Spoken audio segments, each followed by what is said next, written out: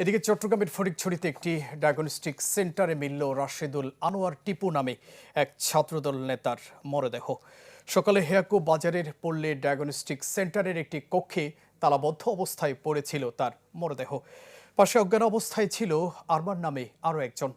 টিপু সেন্টারটিতে কাজ করত। কক্ষটি তালাবদ্ধ দেখে তাকে ডাকাডাকি করেও সাড়া না পেয়ে পরে দরজা ভেঙে উদ্ধার করা হয়। তবে টিপু কিভাবে মারা গেল তা জানাতে পারেনি পুলিশ। ঘটনাটি তদন্তের কথা বলছে তারা। টিপুর মরদেহ মর্গে পাঠানো হয়, আরমানকে ভর্তি করা হয়েছে হাসপাতালে। দোকানে স্টাফ আমার ফোন দিয়ে বলতেছে, ভাই দরজা তো খুলতেছে না। এখন ওই দিদি নাকি দেখছে দরজার ফাঁক দিয়ে ফুলোরা ফরি আছে। আবার এখানে এক জোড়া জুতাও দেখা যাইতেছে ভিতরে ফাঁক দিয়ে।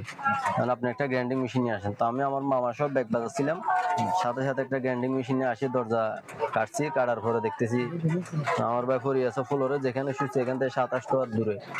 আর আরমান ফরি আছে যেখানে শুচ্ছে এখানে। আমরা রুমগুলো তল্লাশি করছি। প্রাথমিকভাবে কিভাবে মারা গেছে এখন এর তথ্য প্রমাণ সংগ্রহ করতে পারি নাই। তথ্য প্রমাণ সংগ্রহাধীন আছে এবং এটা তদন্তাধীন আছে। মেডিকেল রিপোর্টে নিলে আমরা জানতে পারবো প্রকৃতপক্ষে এরা কিভাবে মারা গেছে।